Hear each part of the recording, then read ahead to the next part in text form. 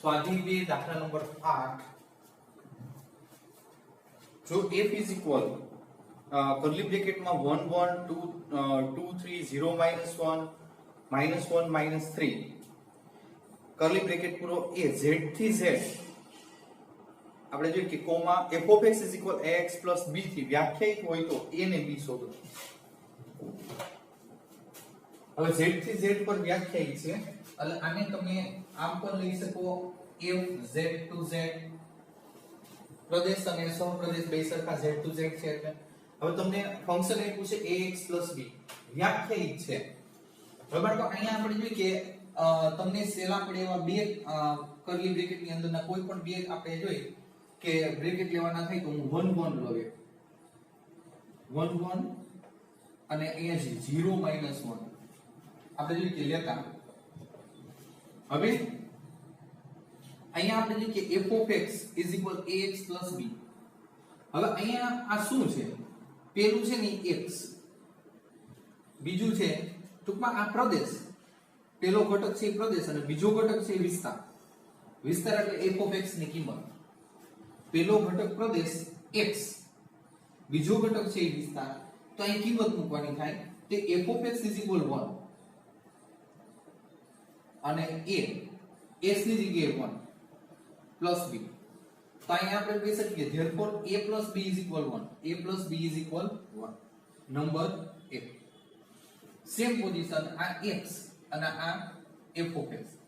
જો આ પોઝિશન તમે વાંચી વ્યવસ્થિત સમજવાની, આ પોઝિશન હોય ત્યારે x ની કિંમત 0, f of x ની કિંમત -1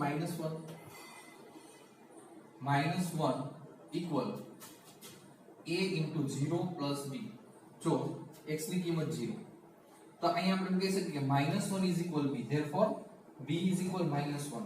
અહીંયા 1 માં કિંમત મૂકીએ 1 પરથી 1 માં કિંમત મૂકીએ b ની a -1 is equal 1. તો આપણે કહી શકીએ therefore a is equal to 1 ઓલી બાજુ જાય 1 plus 1 is equal to તમારે a ને b ની કિંમત મેળવવાની હતી, હાઇલાઇટ આ રીતે કરી દેવાનું. બરોબર.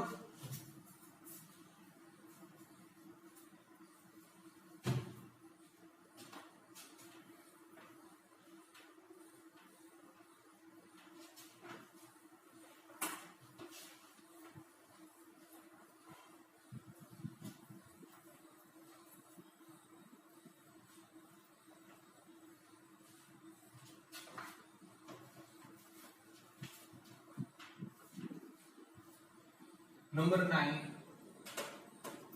હવે નંબર 9 માં તમને એમ કીધું છે r a n to n નો સંબંધ છે.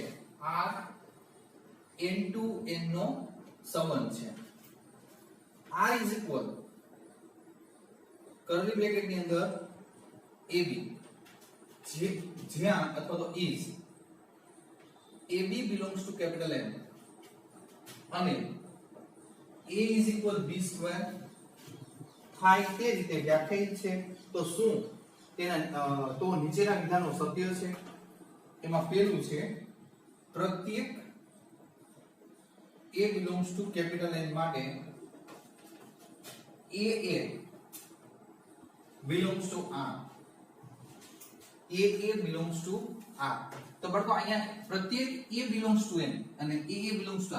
a belongs to n એટલે કહેવાનો મતલબ એ કે n નો કોઈ એક સભ્ય હોય, પણ તમારે એટલે અહીંયા જે કિંમત લ્યો n ની એ સરખી લેવાની. ધારો કે હું કહું કે ધારો કે 1 1 કારણ કે બે છે n ના સભ્ય છે અને a 1 1 belongs to r. હવે આમાં આપણે કિંમત મૂકીએ therefore a ની કિંમત 1, આ a ની કિંમત 1 અને આ b છે. તો આપણે એમ કહી શકીએ કે therefore 1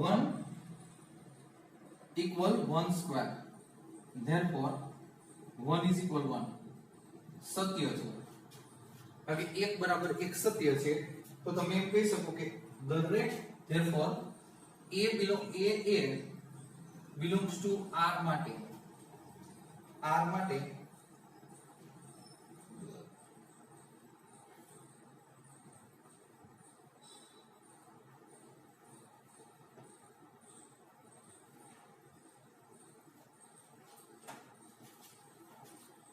સત્ય છે બાળકો.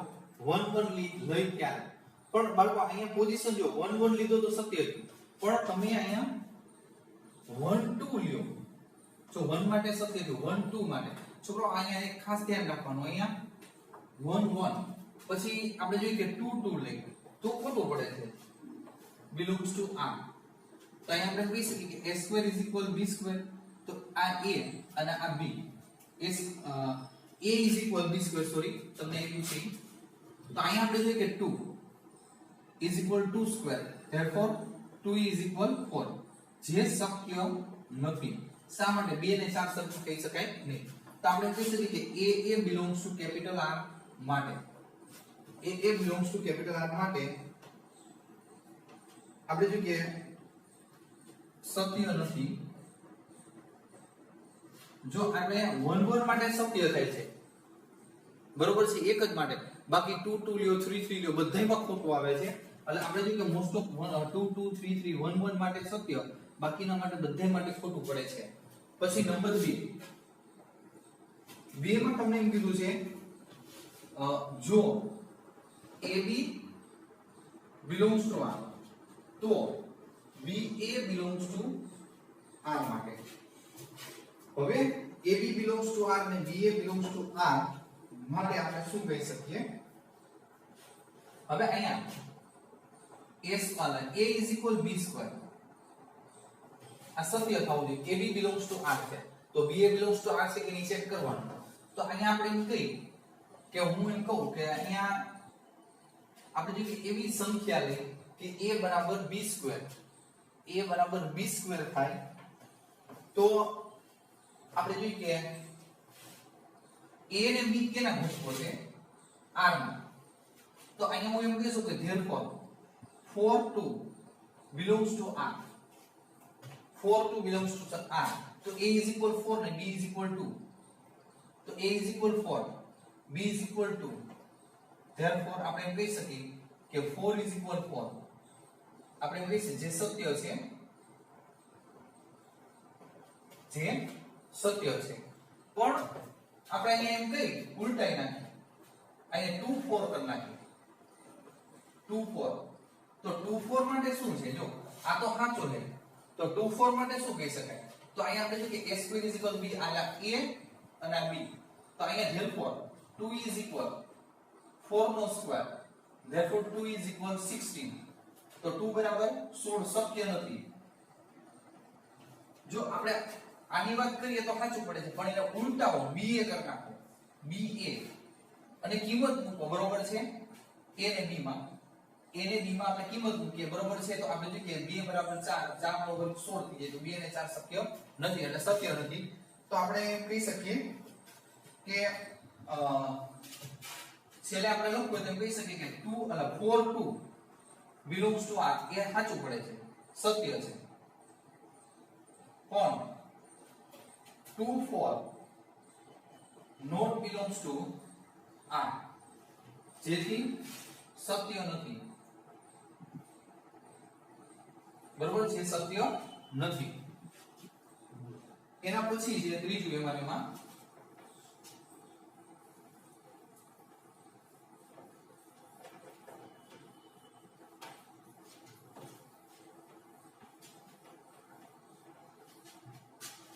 ત્રીજું છે જો AB belongs to capital R BC belongs to capital R તો AC belongs to capital R. તો અહીંયા આ થાય છે AC belongs to capital R થાય છે કે નહીં. હવે અહીંયા આપણે જોઈએ કે પોઝિશન જોઈ તો AB belongs to capital R તો આની શરત છે વિધેય અનુસાર A = B² લઈ શકાય અને BC belongs to capital R તો B = C² લઈ શકાય. તો આપણે આ AC belongs to capital R સાબિત કરવાનું છે થાય છે કે નહીં. તો આપણે અહીંયા એમ કહી શકીએ જો આ B ની કિંમત અહીંયા મૂકી દો તો A તો અહીંયા છે ને આ રીતે સાબિત થવું જોઈએ A = C² થવું જોઈએ તો સાચું પડે બરોબર. તો અહીંયા આપણે જોઈએ કે શરત અનુસાર આપણે A અને અહીંયા આપણે જોઈએ કે B ની કિંમત મૂકી દો તો આપણે એમ કહી શકીએ કે B ની કિંમત આ b સ્ક્વેર એટલે c સ્ક્વેર ઉપર સ્ક્વેર, તો therefore a is equal c raised to 4. પણ અહીં આપણે જો કે સત્ય નથી, કારણ કે આપણે શું થવું જોઈએ, a is equal c square થવું જોઈએ. a is equal b square, b is equal c square, તો a is equal c square થવું જોઈએ. પણ અહીંયા આપણે સાબિત શું થાય છે, a is equal c raised to 4, જે સત્ય નથી, સત્ય નથી. a therefore ab belongs to capital R તથા bc belongs to capital R, પણ ac not belongs to capital R. બરોબર છે? આપણે જો કે આ ત્રણે ત્રણ આપણે આ રીતે કહેવાનું હતું. આમાં બહુ ખાસ કે વિચારવાનું છે નહીં, તમારે આ અમુક બે ત્રણ ઉદાહરણ છે એ યાદ રાખવાના છોકરાઓ. અને છેલ્લે આપણે જોઈએ કે એવું હશે તો અમુક દાખલા છે આપણે ભેગા થશું ત્યારે ફરી પાછા એકવાર લઈ લેશું.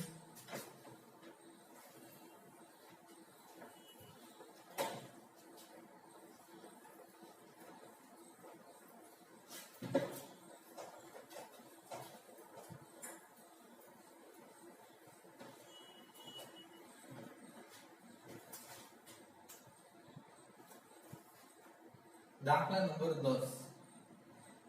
a is equal 1 2 3 4, b is equal 1 5 9 11 15 16, f is equal 1 5 2 9 3 1 4 5 2 11. તો નીચેનું વિધાનો સત્ય છે. f એ b પરનો સંબંધ છે. પેલું f એ b પરનો સંબંધ છે. તો જો f એ b પરનો સંબંધ ક્યારે હોય, તો આપણે એમ કહી શકીએ કે f છે, f A a cross b નો સભ્ય હોવો જોઈએ. f છે ને f a ક્રોસ b નો સભ્ય હોવો જોઈએ. તો આખા આપણે જો કે f છે ને f a ક્રોસ b માં આવી જવું જોઈએ, a ક્રોસ b માં. તો તમે જોઈ શકો આનો ક્રોસ ગુણાકાર કરો તો 1 1 1 5 1 9 તો બધા આવી જાય. જો 2 9 આવી જશે, પછી 3 9 આવી જાય, 3 1 આવી જાય. તો આપણે f છે એ આખે આખો a ક્રોસ b માં સમાય છે. એટલે આપણે પહેલો જે પ્રશ્ન તમારો છે આમાં પહેલો પ્રશ્ન છે f એ b થી a થી b નો સંબંધ છે. તો હા, f એ a થી b પરનો સંબંધ છે. હવે નંબર 2, તો આમાંનામાં તમને એમ કહે છે કે f એ a થી b પરનું વિધેય છે. પ્રત્યેક વિકલ્પના તમારા જવાબને સત્યતા ચકાસો. તો સંબંધ વિધેય છે કે નહીં, સંબંધ આ જે સંબંધ આપ્યો છે એ વિધેય છે કે નહીં, તો આપણે કહી શકીએ અહીં જો અહીંયા છે ને આપણે કહી શકીએ કે 1 5 2 9 એક ઘટક કદાચ લખતા ભૂલાઈ ગયો હોય, 1 5 2 9 3 1 2 અહીંયા 2 11 છે બાળકો, 2 11. તો અહીંયા આપણે જો કે આ 2 9 અને 2 11 જે આપ્યા છે, તો આનો આપણે આકૃતિ દોરીએ, ગ્રાફ. આ 2 a માં 2, અહીંયા 2 2 છે, એક વખત b માં છે 9 11. તો તમે જોઈ શકો એક ઘટકમાંથી બે તીર છૂટે છે.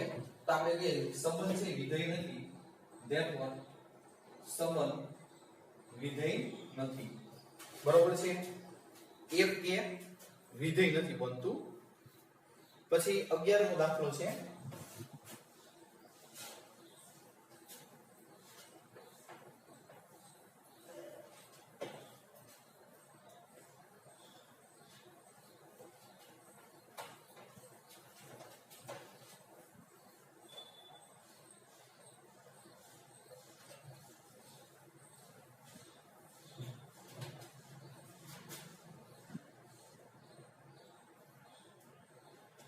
f એ z ક્રોસ z નો ઉપગણ છે.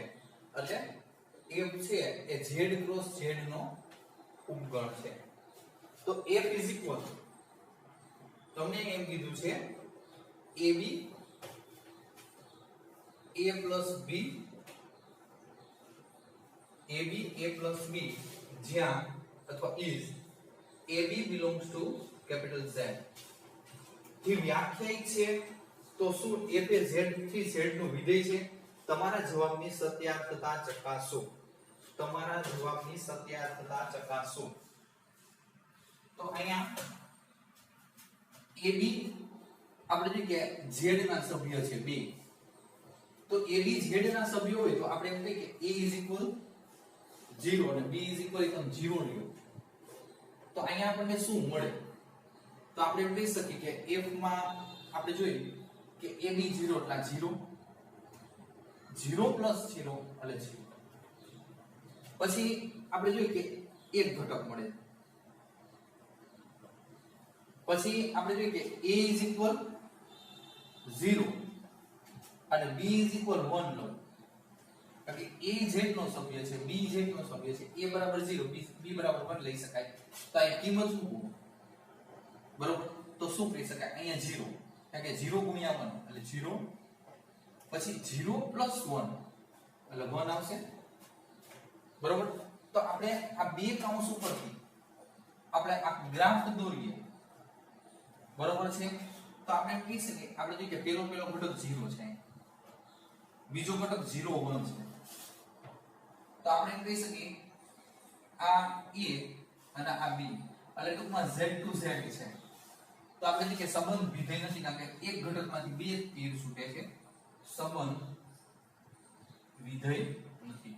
આ જે સંબંધ આપ્યો છે એ વિધેય બનતું નથી. બરોબર? કારણ કે આપણે જોયું કે આ રીતે પ્રત્યેક ઘટક છે અન્ય ઘટક સાથે સંકળાવો જોઈએ, તો બે ઘટક સાથે સંકળાય છે. હવે 12મો દાખલો છે સ્વાધ્યાય 2 નો અંતિમ.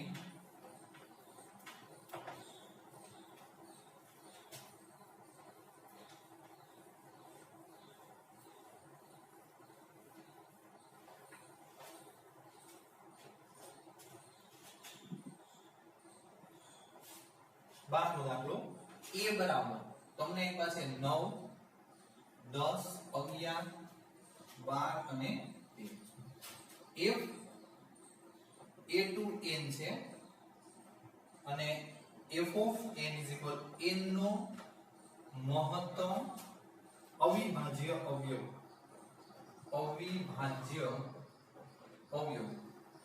હવે બાળકો આમાં તમને એમ કીધું છે તો વિસ્તાર મેળવો. હવે જો કે આ તમારો પ્રદેશ કોણ છે? A.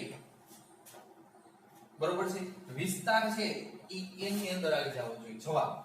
તો a ની કિંમત, a પ્રદેશ છે, બરોબર છે? તો a ની કિંમત n ની જગ્યાએ મૂકી જવાની. પેલા 9 મૂકો. 9 નો મહત્તમ અવિભાજ્ય અવયવ. તો 3 × 3 એટલે 9. મહત્તમ 3 થશે. પછી F આવશે 10. 10 નો મહત્તમ અવિભાજ્ય અવયવ. તો 10 ના ભાગ પાડ નાખો. તો 2 5 10. તો મહત્તમ કોણ થશે? 5. પછી 11 નો મહત્તમ અવિભાજ્ય અવયવ. તો 11 પોતે જ અવિભાજ્ય છે. પછી 12 નો મહત્તમ અવિભાજ્ય અવયવ. તો 12 એટલે આપણે એમ કહી શકીએ કે 2 3 6 અને 6 2 12. તો અહીંયા આપણે એમ કહી શકીએ કે એવું હોય તો 2 × 3 4 તેરી 12. 3 4 12. તો આમાં જોઈએ કે અવિભાજ્ય છે એ 3 છે. પછી 13. તો આપણે જોઈએ કે 13 નો મહત્તમ અવિભાજ્ય અવયવ. તો 13 કોઈ છે? તો વિસ્તાર 3 5 બરોબર છે. 11 3 આવી ગયા અને 13. 11 અને 13. બરોબર? આપણે જોઈએ કે સ્વાધ્યાય 2 નો અંતિમ દાખલો હતો 11 અને 13. હવે આના પછીનું આપણે સ્વાધ્યાય લેશું 4. બરોબર છે? ગાણિતીય અને અનુમાનનો સિદ્ધાંત. સહેલું છે, દાખલા મોટા છે પણ બધા એક સરખા આવશે. અહીં સુધી